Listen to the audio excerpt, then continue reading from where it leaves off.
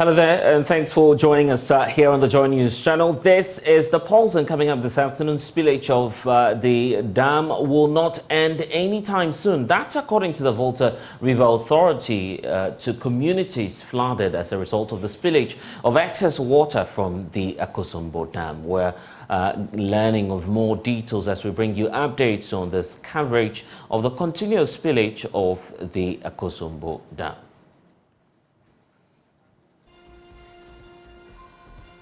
Also, this afternoon, President Akufo-Addo is stoking a public debate after he declared in the United States of America that Ghana firmly supports Israel's declaration of war on Palestinian militant group Hamas. Ghana, like all civilized countries, is firm in her support of Israel and indeed of Ukraine in these difficult moments of their national survival. And this afternoon, we're asking the question, what's the implication of the president's statement on Ghana's relations with other nations around the world? Also, the New Patriotic Party's election committee admits that there were challenges that characterized the superdelegates' elections, contributing to the reported instances of violence, but they are beginning to learn lessons from the event. There were some difficulties, and particularly including the complaints that some officials behaved as if they were conducting the election. And there's more from the former Speaker of Parliament who's chairing the NPP's election committee as he explains other issues confronting the governing parties. All coming up here on The Pulse. The Pulse is always brought to you by Global Communities, Digni Lu, Affordable Safe Sanitation. We're on DSTV channel 421, GoTV channel 125, and at myjoyonline.com. And Blessed Sultan will get you details of our stories when we get back.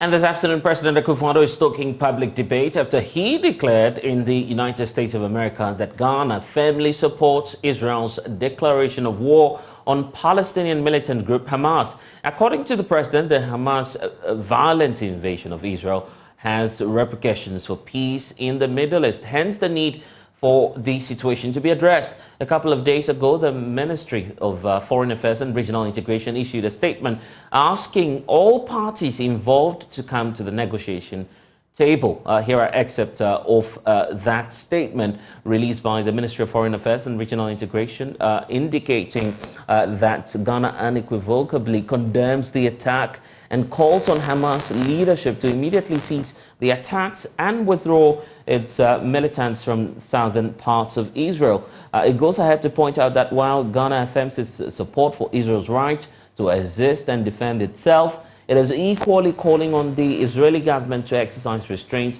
in its response to Hamas attacks. Now, Ghana is taking the opportunity to call on the two sides to the Israeli-Palestinian conflict to return to the negotiation table. And that's a statement that we received a couple of days ago from the Ministry of Foreign Affairs and Regional Integration. Even before talks will begin, President Akufo-Addo says that Ghana is fully in support of the action by the Israeli government. Listen. I'm aware that I've come to Washington at a sensitive time in the life of this great city. For apart from the daily repercussions of having to deal with the consequences of Russia's 18-month-old aggression against the sovereign nation of Ukraine, the city has now to cope also this week with the effects of Hamas's violent invasion of Israel, with all its repercussions for peace in the Middle East. Ghana, like all civilized countries, is firm in her support of Israel and indeed of Ukraine in these difficult moments of their national survival. Was the president speaking in the United States of America. So what's the implication of this, knowing very well that the government of Ghana is equally asking all parties to this Israeli-Palestinian conflict to come to the negotiation table? The country for now sits on the non-permanent seat of the Security Council of the United Nations. So given the position of the Republic of Ghana, what are the likely implications? I want to speak now to Dr. Ishmael Novo, an international relations expert with the Afro Global Research Center. Thank you, sir, for spending some time with us here on The Pulse. So let's get into the details of the president's statement. You have a statement coming through from the Ministry of Foreign Affairs asking all parties to come to the negotiation table. And then the president is going all out to declare his support for Israel. How do we juxtapose these statements? Good afternoon, and good afternoon to your viewers. In terms of foreign policy, the president carries a lot of weight. But what has happened is that it's introduced a little bit of ambiguity in Ghana's position. Because at one hand, the Ministry of Foreign Affairs is calling for dialogue among the warring factions. Well, the president seems to go full support for Israel. So at this point, it looks like our position is becoming quite ambiguous, that we are not sticking to a particular line of reasoning. So it's quite difficult to clearly understand where Ghana is standing. But then again, if you take the president as the chief actor in foreign policy, then you will begin to think that Ghana's position is firmly in support of Israel, which will make it's very difficult to maintain what we normally call a position of neutrality, where you can mediate this kind of conflict. So virtually, by the words of the president, Ghana is virtually a pro-Western, taking a pro-Western stand on this instance. Because if you look at where nations have taken, you look at the US, you look at Britain, you look at other major powers, they have all gone full swing to support of Israel. And of course, it introduced a little bit of we virtually departing from our foreign policy stand of positive neutrality, because then it means that we are not taking into account various dynamics to this conflict. Indeed, we must also recognize that the conflict has religious implications, undertones. And being a nation of many religions, and of course we have a significant Muslim population here whose leaning may be towards the Palestinians. So it would have been more diplomatic and more cautious if we stick with the statement issued by the Ministry of Foreign Affairs. But what the president has done is to virtually taking a huge pro-Western stand, and that is not really in the best interest of these countries are now, because we are friends to Arab nations. Of course, when you look at how this conflict is normally seen in the global context, people from Arab nations are bound to see differently. People from Jewish, pro-Jewish, and Christian nations will also see differently. So what it virtually means is that we have not pushed ourselves in a position where we will be seen as neutral arbiters in this conflict. And given the fact that we ourselves are a nation of many religions, of course, we have a significant Muslim population here, this does not order so well from my perspective. So the question about what we need to be adopting as a country, what should be our position on this matter? Our position is to ensure that there's peaceful resolution to this dispute, that it does not escalate, it does not draw in other powers within that region, so that the whole region will be destabilized. Remember, if the Middle East is destabilized, it will invariably affect global fuel prices, and that may have a repercussion for us.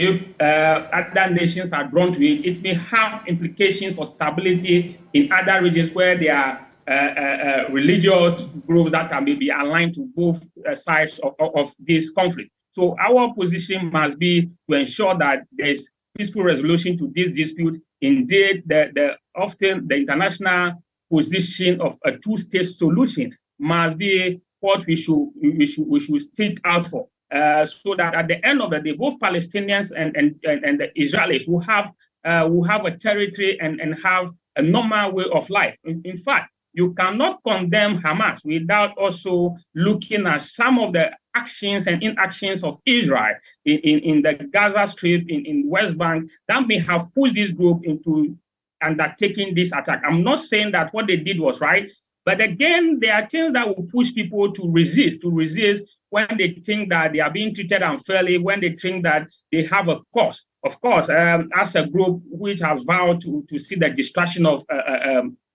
Israel, they are likely to do some of these things. But then again, we must also be seen as also cautioning Israel to restrict itself from maybe extending its settlement to areas that under international law they are not supposed to be. Now Ghana sits on the UN Security Council as a non-permanent member, but the question is that will that wield any influence, given the fact that our head of state has communicated strongly what our position is?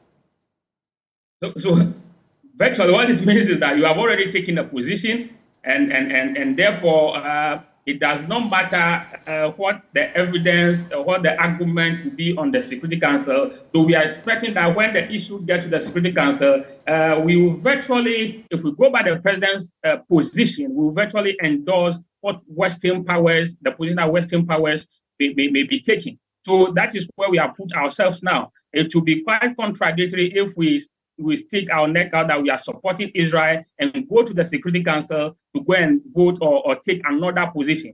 That will not be consistent. So virtually it may end up being the fact that we will take the position that the president has taken, and that may be Ghana's position when the issue comes up at the Security Council. Yeah, but what are the potential dangers to the Republic of Ghana? After all, the feeling is that this is a full-blown war, as Israel has declared, not on another state, but on a militant group, Hamas. Okay. Yes, of course. The danger to the state of Ghana appearing to take a side in this conflict is that, one, as I indicated, you have a significant Muslim population, and this war has always invoked religious sentiment. And therefore, you need to, first of all, look at your own harmony as a state.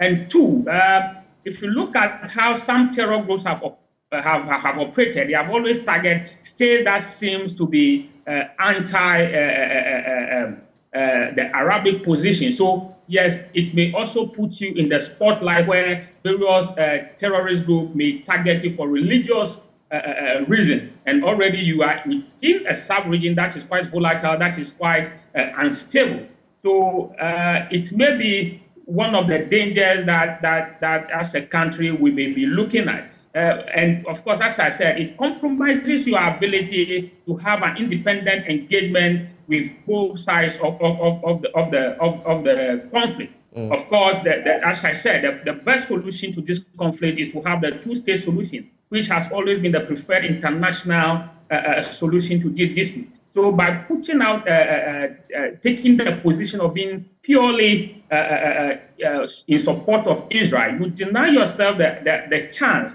to be seen as a neutral arbiter, and therefore you may also draw in, you may also be seen by other Arab nations which may take the position of Palestine or Hamas, being seen by them as an adversary. And of course, you also have a very good relation with these Arab nations, Saudi Arabia, Iran, and others. We have good relations with them, and then we need all of them at a point in time. Of course, you must understand this conflict very well. There are various dynamics involved. Therefore, taking positions must always be minded. How does Africa come into this whole tension in the Middle East? Some say it's a Middle East problem. It remains there, and Africa should not be involved in the debate surrounding this. What's your take on that? Africa is part of the world, and therefore anything that happens in any part of the world will invariably affect Africa. And of course, you have Egypt, which borders Gaza, and therefore any disturbance in the Gaza Strip will invariably affect Egypt. Once Egypt is in Africa directly, somehow we affect you realize when this happened, there was this shooting in Egypt, which is invariably linked with what was happening there. And of course, as I said, the Middle East is a very important region when it comes to energy resources. And once that region is destabilized, when there's conflict in that region, it introduces the energy dynamics to it. When you see fuel prices, when you see energy prices rising, many African countries are not able to deal with that kind of shock. Already there's enough that African nations are trying to adapt to within the global setting. In fact, many of the economies are struggling from the effect of the Russian-Ukraine war, from the effect of COVID. So to have another major conflict which may draw in other powers will be devastating to many of these African economies. And of course, within Africa itself, there are various factions and divisions that take sides depending on what they think they are interested within this conflict. As I said, Africa is a very religious continent, and being a conflict with religious undertone may also see various groups, terrorist groups, who are presumably some of them using Islam as a pretext to carry out their own activities, also coming out with various attacks as a way of supporting whatever is happening there. You may have attacks on foreign embassies, you may have attacks on very important installations in Africa. So therefore, it also increases the security dynamics in Africa. So yes, Africa cannot be isolated from this particular conflict, which is very close door. I see. And as we wrap up, the question as to how Ghana can redress or reposition itself and demonstrate to the world that we're non-aligned in this whole global conversation surrounding Israel. How do we demonstrate that, knowing that the president has gone all out already? That would be quite difficult. But then again, the Ministry of Foreign Affairs, headed by the minister, may want to continue the public discourse, highlighting what they think Ghana will do, trying to appear a little bit more neutral. Of course, the handlers of the president may also try and of course, I've not finished the engagement there, try and put in some few words that in subsequent speeches, he may appear a little bit more moderate in terms of how he goes about addressing this particular issue. So yes, we may want to have a more of public discourse. We want to put out a lot of public information that projects us to be neutral. But then it's quite difficult when you make this bold claim and then to turn around and try to appear as neutral. And finally, could Ghana, and looking at the posture of our president, not be reflecting, the demographics that we have? The fact that you have a larger section of the population tilted towards, that Christian religion. The feeling is that the president is simply reflecting what the Ghanaian society, majority of us, might be thinking about this situation. Yes, but then again, we have a majority of the population being Christian. We have a significant Muslim population. Our interest should be in keeping these two religions in a state of peaceful coexistence. There's no need projecting the majority view without being sensitive to the minority view, because at the end of the day, any attempt to project a particular section above other may sometimes be very dreadful for this nation. So yes, I agree that yes, for most Christians, for majority of Christians, they may see the need to go to support of Israel. But then again, we must do it with some consideration for the feeling of our Muslim brothers, who may naturally be allowed to the suffering of the Palestinians. As we speak, there are a lot of Palestinians in Israeli prisons. There are so many blockades around the Gaza Strip that are putting the lives of Palestinians in a very serious jeopardy. So yes, we may be right to say that majority of Ghanaians are Christians. Right. But even as Christians, there are things that Christianity may not tolerate. Violence is not one of the things that we tolerate. We always preach peace. So yes, we may want to look at perhaps the various dimensions, the undertones as to the activities of Israel, how it is affecting the Palestinian population, and of course come to some level of understanding that, while we also have a cause to support Israel, we have our brothers who may not share our view. I see. Dr. Ishmael Lombo, thank you for spending some time with us. We've been also engaging Isarael, Deputy Head of Mission for the Embassy of Israel here in Ghana, and a Ghanaian resident in Israel on this whole raging war. Ghana, because the Ministry of Foreign Affairs and Regional Integration is calling on the two sides to the Israeli-Palestine conflict to return to the negotiating table in a bid to de-escalate tension in the Middle East. In a statement to the press, the ministry says it is deeply saddened and shocked by the ongoing events in Israel, where Hamas militants from Gaza Strip infiltrated the southern Israeli border to attack innocent Israeli civilians. And also, we saw the barrage of rockets attacking from the Gaza Strip. So far, the death toll, as we have it, is rising to somewhere 1,000, and you have excerpts of that statement from the Foreign Ministry on your screens right now, pointing to the fact that the government of Ghana is deeply saddened and shocked by the ongoing events. They continue to point out that Ghana unequivocally condemns the attack and calls on Hamas leadership to immediately cease the attacks. And then the statement continues to point out that while Ghana is affirming its support for Israel's right to exist and also defend itself, it is equally calling on the Israeli government to exercise restraints in its response to Hamas's attacks. And also Ghana is taking this opportunity to call on both sides to come through and to negotiate and to talk peace. So let's speak to Avel Avram, who is the Deputy Head of Mission for the Embassy of Israel here in Ghana. Thank you, sir, for spending some time with us here on The Pulse. It's not, a good time for those who are living in Israel right now, but here in Ghana, the message is simple, that we want peace. Are you willing to extend that olive branch to the other side, at least for talks to begin?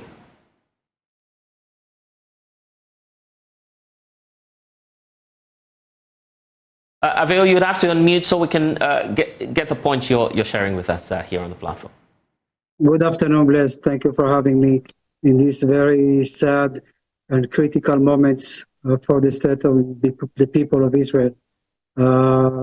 As you mentioned before, this terror attack, brutal terror attack, happened on Shabbat, 7th of October. Find Israel not ready, and thousands of murdered from the Israeli civilians. And this is a very sad day in the history of Israel. The question about peace, which I was asking earlier, that seems to be the posture of our government, asking both sides to sit down and at least talk. Is that beyond possibility? As of this moment, the focus of the State of Israel is to join all forces and unite together as one, and to bring the safety and the peace back to the State of Israel and the people of Israel, which experienced one of the brutal terror attack in the Israeli history. Peace always on the table, and we always... And you can watch a playback of that conversation on all of our social media handles, and also for those of you who can head online, just do that at myjoyonline.com. I'm sure you get excerpts of that. But we stay on matters relating to democracy now and head to Liberia, because even after the presidential elections in the country, the election commission there in that country says it will need a maximum 2 weeks to deal with the outcome or coalition process of the election. And we've been bringing you some coverage on that 2023 presidential elections of Liberia. Nana Aljima, who's been to Liberia, is back and in studio with us to give us a sense of what's happening in the West African country. Nana Aljima, welcome. And it's good to have you back here in Accra. Well, first of all, what's the population size in terms of those going into the 2023 elections to cast their ballots in Liberia?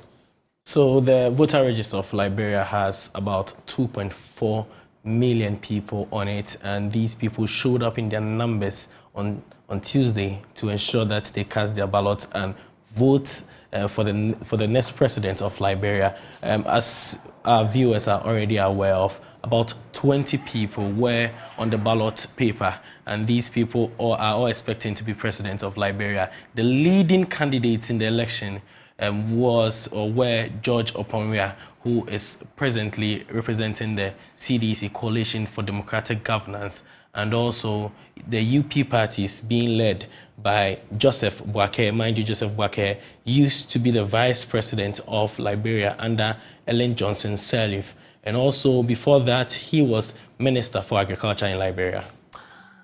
Why is it taking so long now for the country to do a coalition of the results?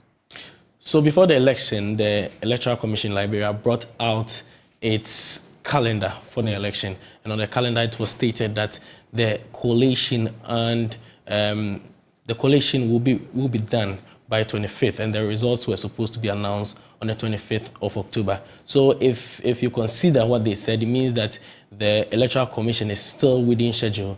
As before I left Liberia, I had been to some of the tallying center. For instance, the tallying center in Monrovia, I visited the place yesterday, and at the time I was leaving, they were still receiving some of the results from the various polling stations in Liberia. Now, when these results come in, the Electoral Commission has actually scheduled 4 p.m. on daily basis to release results of the results that they had been able to gather, those that have gone through the process, being counted and certified, and also signed by all of the agents of various parties. And when it goes through the process, on 4 p.m. on daily basis, they come out, announce these polling stations. So results from polling stations in Liberia continue to trickle in. The Economic Community of West African States, ECOWAS, says it is concerned about the democratic gains made by Liberia and would want to consolidate that.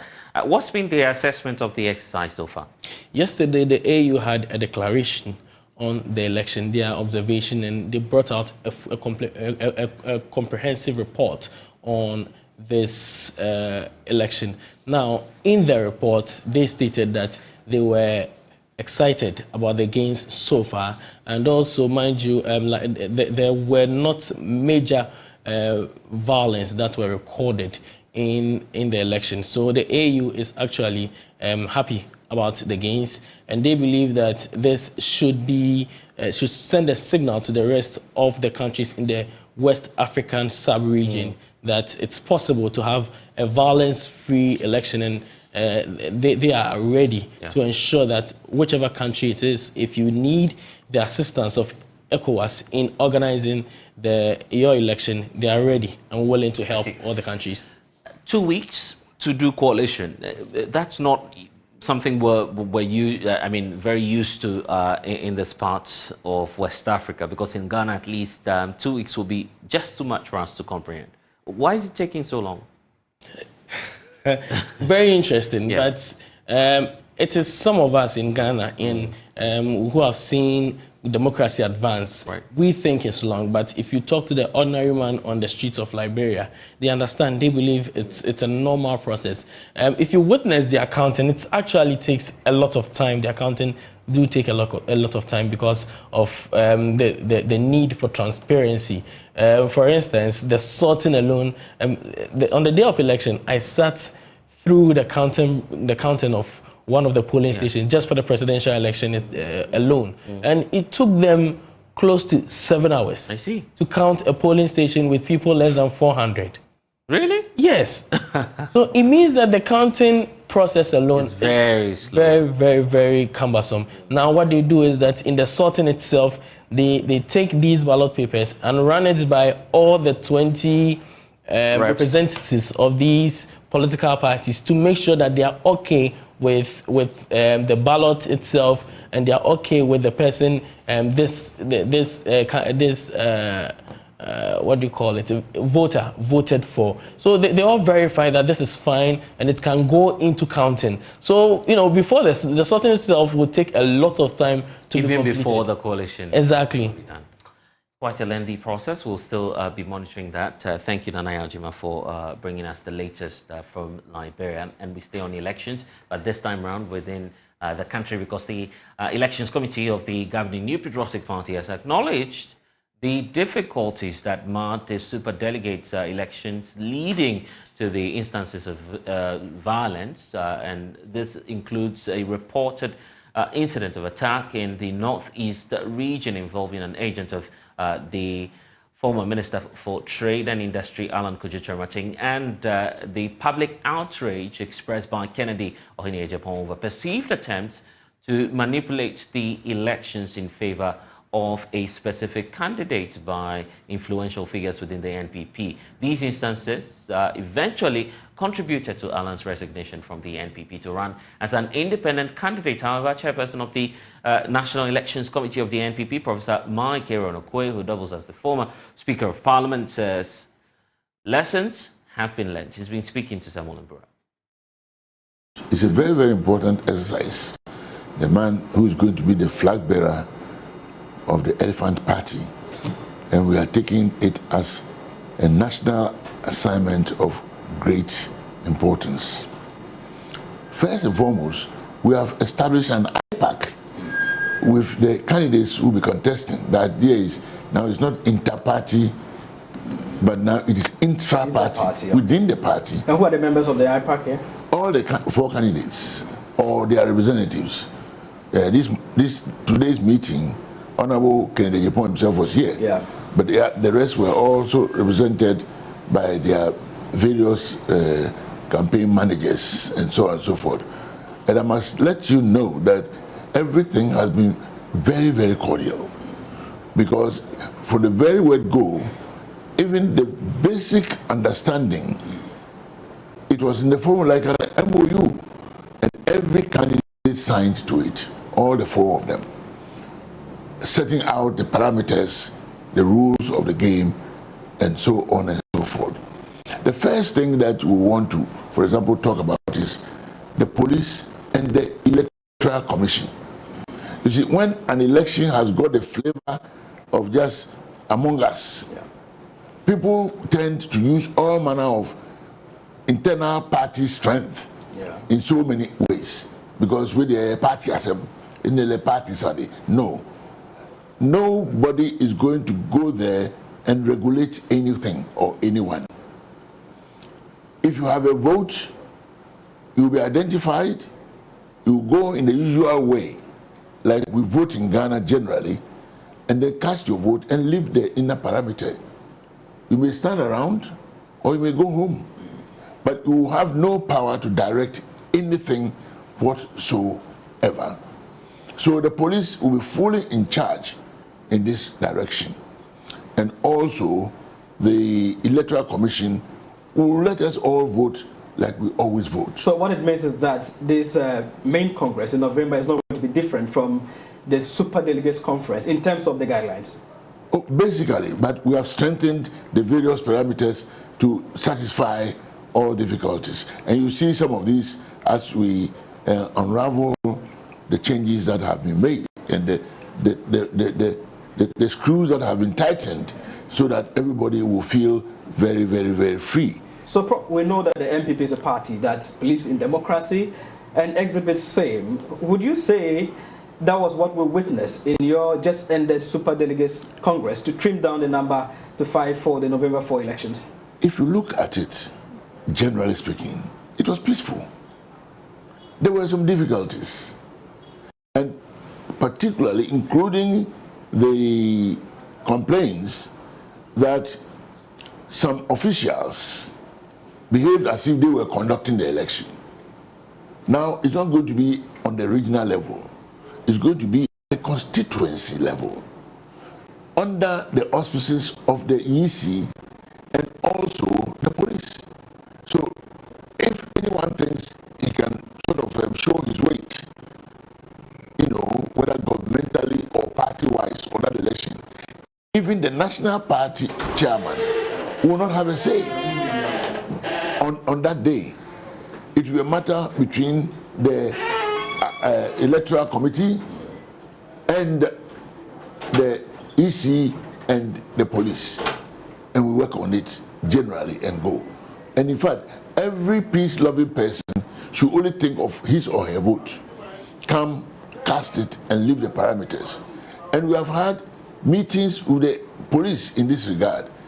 The EC have attended our meetings in this regard.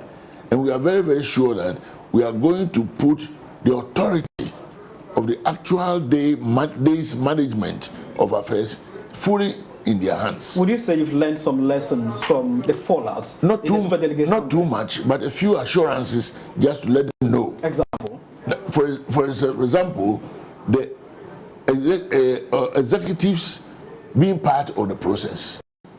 Then that's why I told you earlier, anything that looks like this is a party matter, and for that matter, this is a national chairman there, or this is the minister here, or anything of that sort. Okay.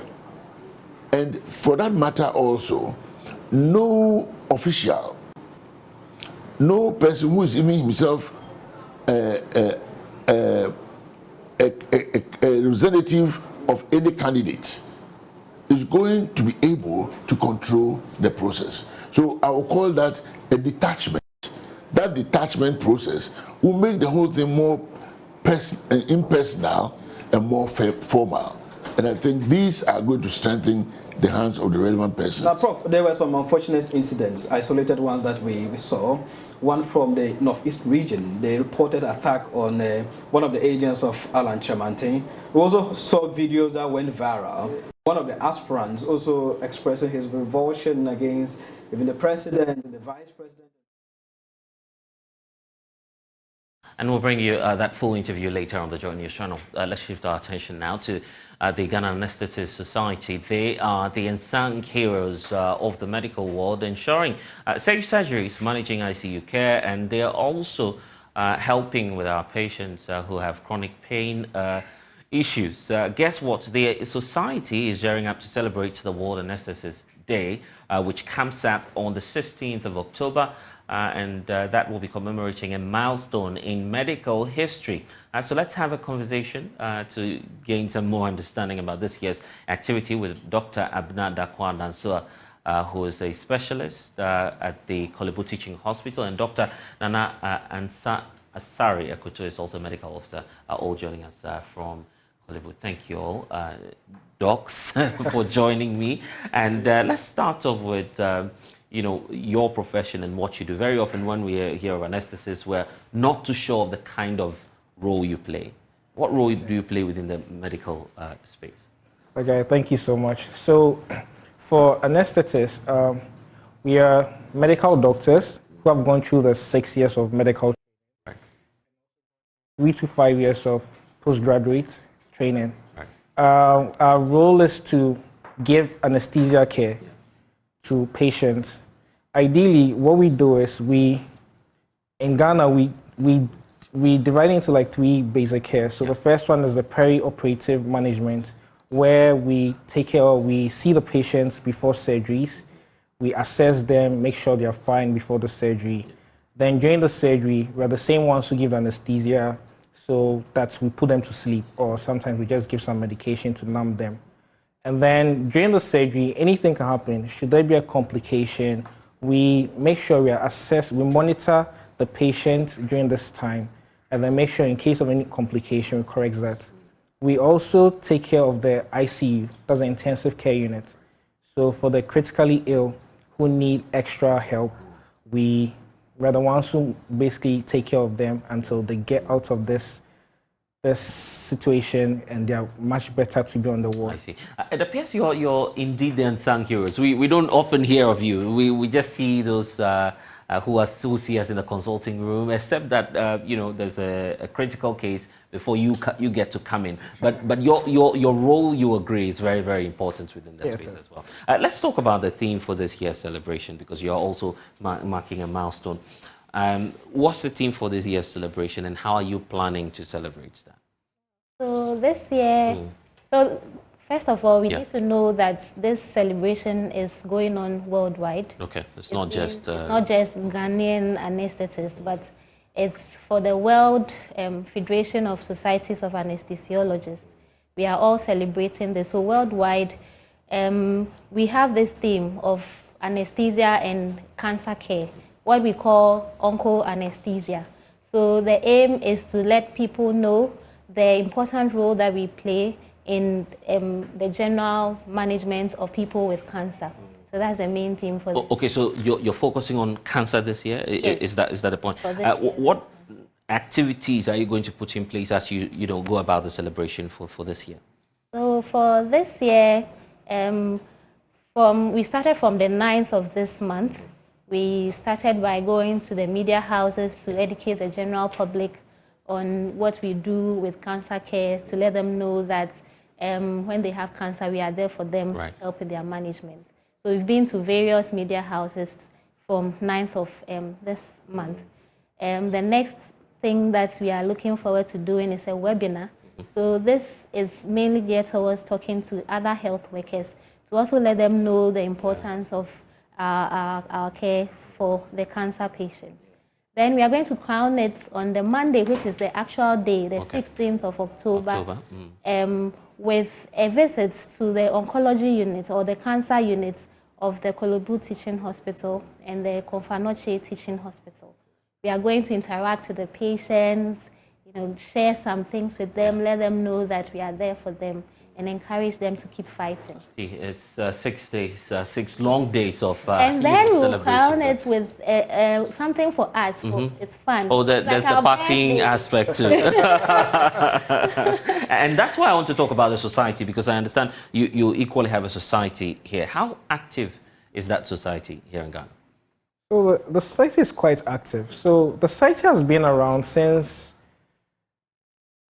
it's been 27 years. Right. It's been 27 years since the site has been around. So you see, the problem is there aren't too many anesthesiologists in the country. Yeah. So you see, once the numbers are not that much, even though we are working hard, it looks like we are not around. But then by God's grace, we are growing in number. There are more residents joining. There are more doctors coming on. So as time goes on, we are active enough, but then as time goes on, you see more of our activities. And speaking about the numbers, is it the case that, more people do not want to join, the profession, or it's just a case of the regulation and how difficult it is to become one? What do you feel might be causing that problem? Okay, so for now, I don't think it's the case of regulation, because the Medical and Dental Council, together with GMA and the likes, and the Ghana College, have made it even easier now. So now, after the 2 years compulsory training, you don't have to go and be a medical officer for a long time. You can just write your primaries and then come straight away and join the department here. So I think they've eased the restrictions that were really drawing people away. I think it's about people knowing exactly what we do, understanding the profession more, because it's not something that a lot of people understand, so they're not really very willing to join us here. Yeah, I can imagine. But then we're praying for more of them, and more should be women too. Because when people see you, they're like, "How did you get there?" As a woman, you get that more often. Are you encouraging more young girls to also aspire to this height? Actually, yes. And now we probably have more women coming in into the space, residents than previously. I see. Any final message to those at Kolibu? What should our viewers know about the celebration? So we want you to know that we, as the Ghana Anesthetists Society, we are working hard to make sure that you get safe anesthesia care if you are a patient with cancer. And so we are there for you. Don't be scared. We've been trained well to provide safe services to you. And so don't be scared. We'll visit the wards on Monday. Indeed. Doc, you also have a message? Yes. So for those who like to reach out to us, we are also on social media. On Facebook, you can find our Ghana Anesthetists Society. Right. On Instagram, it's Ghana_anesthesiologist. And then on X, formerly Twitter, it's GAS, which is GAS_GHA. So you can just link us over there. Yeah, grateful, Dr. Abena and Dr. Sari, for joining us here on The Pulse. So it's a good time to cross over now and bring you our continuous coverage of the 2023 National Science and Maths Quiz. But we'll be doing all of that after this break. So stay on the Joy News channel. We'll take you back to Kumasi where the contest is on. Thanks for watching.